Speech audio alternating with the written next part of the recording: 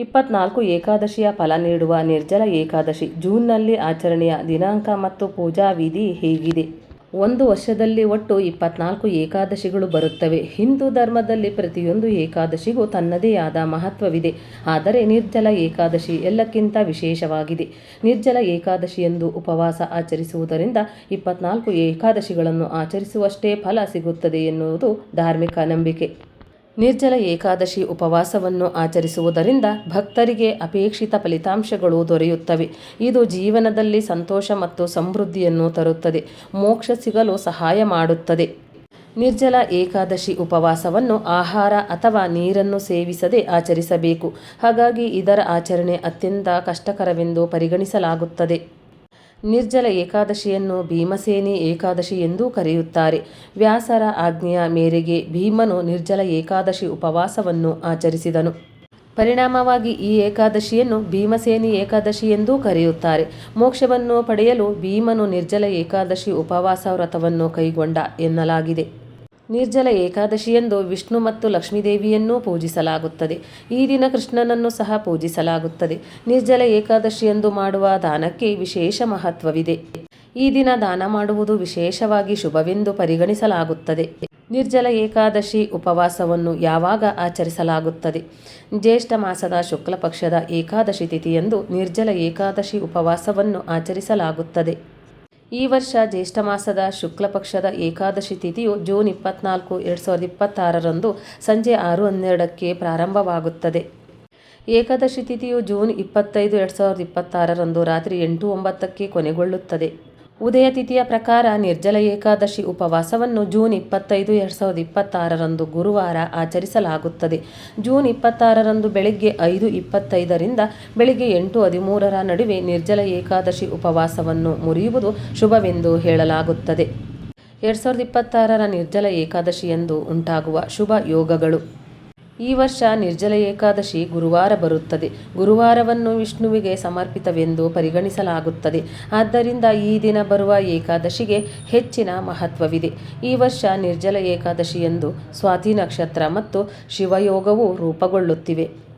ಸಿದ್ಧಯೋಗವು ಅದೇ ದಿನ ಇರುತ್ತದೆ. ಕರ್ಕಾಟಕ ರಾಶಿಯಲ್ಲಿ ಶುಕ್ರ ಮತ್ತು ಬುಧರ ಸಂಯೋಗವು ಲಕ್ಷ್ಮೀನಾರಾಯಣರ ಯೋಗವು ಸೃಷ್ಟಿಸುತ್ತದೆ. ಇದನ್ನು ಅತ್ಯಂತ ಶುಭವೆಂದು ಪರಿಗಣಿಸಲಾಗಿದೆ. ನಿರ್ಜಲ ಏಕಾದಶಿಯ ಪೂಜೆ ಹೀಗಿರಲಿ. ನಿರ್ಜಲ ಏಕಾದಶಿಯಂದು ವಿಷ್ಣು, ಲಕ್ಷ್ಮಿ ಮತ್ತು ಕೃಷ್ಣನನ್ನು ಪೂಜಿಸಲಾಗುತ್ತದೆ. ನಿರ್ಜಲ ಏಕಾದಶಿಯಂದು ಬೆಳಿಗ್ಗೆ ಸ್ನಾನ ಮಾಡಿದ ನಂತರ ಮೊದಲು ಸೂರ್ಯ ದೇವರಿಗೆ ಪ್ರಾರ್ಥನೆ ಸಲ್ಲಿಸಲಾಗುತ್ತದೆ. ಇದರ ನಂತರ ಹಳದಿ ಬಟ್ಟೆಗಳನ್ನು ಧರಿಸಿ ವಿಷ್ಣು ಮತ್ತು ಲಕ್ಷ್ಮೀ ದೇವಿಯನ್ನು ಪೂಜಿಸಲಾಗುತ್ತದೆ. ಉಪವಾಸದ ಸಂಕಲ್ಪ ಮಾಡಲಾಗುತ್ತದೆ. ಉಪವಾಸದ ಸಂಕಲ್ಪ ಮಾಡಿದ ನಂತರ ಮರುದಿನ ಸೂರ್ಯೋದಯದವರೆಗೆ ಒಂದು ಹನಿ ನೀರನ್ನು ಕುಡಿಯುವಂತಿಲ್ಲ. ಮಂಟಪದಲ್ಲಿ ವಿಷ್ಣು ಮತ್ತು ಲಕ್ಷ್ಮೀ ದೇವಿಯ ವಿಗ್ರಹಗಳನ್ನು ಸ್ಥಾಪಿಸಲಾಗುತ್ತದೆ. ಈ ದಿನ ವಿಷ್ಣುವಿಗೆ ಹಳದಿ ಹಣ್ಣುಗಳನ್ನು ಮತ್ತು ಲಕ್ಷ್ಮೀದೇವಿಗೆ ಪಾಯಸವನ್ನು ಅರ್ಪಿಸಲಾಗುತ್ತದೆ. ನಿರ್ಜಲ ಏಕಾದಶಿಯಂದು ಓಂ ನಮೋ ಭಗವತೆ ವಾಸುದೇವಾಯ ನಮಃ ಎನ್ನುವ ಮಂತ್ರವನ್ನು ಜಪಿಸಲಾಗುತ್ತದೆ. ರಾತ್ರಿಯಲ್ಲಿ ದೀಪವನ್ನು ದಾನ ಮಾಡುವುದು ಬಹಳ ಮುಖ್ಯ. ನಿರ್ಜಲ ಏಕಾದಶಿಯ ಮರುದಿನ ಬ್ರಹ್ಮ ಮುಹೂರ್ತದ ಸಮಯದಲ್ಲಿ ಎದ್ದು ಸ್ನಾನ ಮಾಡಿ ಧ್ಯಾನ ಮಾಡಿ ನಂತರ ನಿರ್ಗತಿಕರಿಗೆ ದಾನ ಮಾಡಬೇಕು. ನಿರ್ಜಲ ಏಕಾದಶಿಯಂದು ನೀರು ತುಂಬಿದ ಮಡಕೆ, ಛತ್ರಿ, ಬಟ್ಟೆ ಮತ್ತು ಹಣ್ಣುಗಳನ್ನು ದಾನ ಮಾಡುವುದು ಪುಣ್ಯವೆಂದು ಪರಿಗಣಿಸಲಾಗುತ್ತದೆ. ನಿರ್ಜಲ ಏಕಾದಶಿಯ ಮರುದಿನ ಬ್ರಾಹ್ಮಣರಿಗೆ ಊಟ ಹಾಕಿ ಎಲ್ಲರಿಗೂ ಪ್ರಸಾದ ಅರ್ಪಿಸಿದ ನಂತರ ನಿಮ್ಮ ಉಪವಾಸವನ್ನು ಕೊನೆಗೊಳಿಸಬಹುದು. ನಿರ್ಜಲ ಏಕಾದಶಿಯಂದು ಈ 3 ಕೆಲಸಗಳನ್ನು ಮಾಡಿ. ವಿಷ್ಣು ಮತ್ತು ಲಕ್ಷ್ಮೀದೇವಿಯನ್ನು ಸರಿಯಾದ ಆಚರಣೆಗಳೊಂದಿಗೆ ಪೂಜಿಸಿ. ಹಾಗೆ ಮಾಡುವುದರಿಂದ ಸಂತೋಷ, ಸಮೃದ್ಧಿ ಮತ್ತು ಸಂಪತ್ತು ಹೆಚ್ಚಾಗುತ್ತದೆ. ಈ ದಿನ ದಾನ ಮಾಡಬೇಕು. ಧಾರ್ಮಿಕ ನಂಬಿಕೆಗಳ ಪ್ರಕಾರ ನಿರ್ಜಲ ಏಕಾದಶಿಯಂದು ನಿರ್ಗತಿಕರಿಗೆ ಛತ್ರಿ, ಮಡಿಕೆ, ನೀರು, ಶರಬತ್ತು ಮತ್ತು ಹಣ್ಣುಗಳನ್ನು ದಾನ ಮಾಡುವುದರಿಂದ ಪುಣ್ಯದ ಫಲ ಸಿಗುತ್ತದೆ. ಈ ದಿನ ಬಾಳೆ ಮರವನ್ನು ಪೂಜಿಸುವುದು ಕಡ್ಡಾಯ.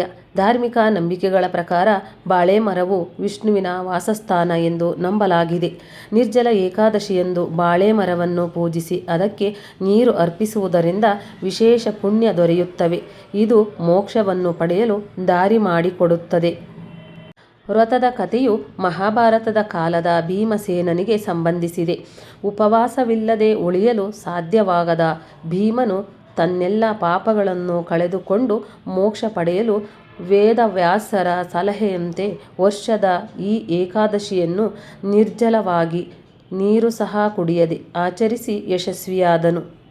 ಒಮ್ಮೆ ಪಾಂಡವರ ಹಿರಿಯರಾದ ಯುಧಿಷ್ಠಿರನು ಜ್ಯೇಷ್ಠ ಮಾಸ ಶುಕ್ಲ ಪಕ್ಷದಲ್ಲಿ ಬರುವ ಏಕಾದಶಿಯ ಮಹತ್ವ ಮತ್ತು ಅದರ ಆಚರಣೆಯ ಬಗ್ಗೆ ಶ್ರೀಕೃಷ್ಣನನ್ನು ಕೇಳಿದನು.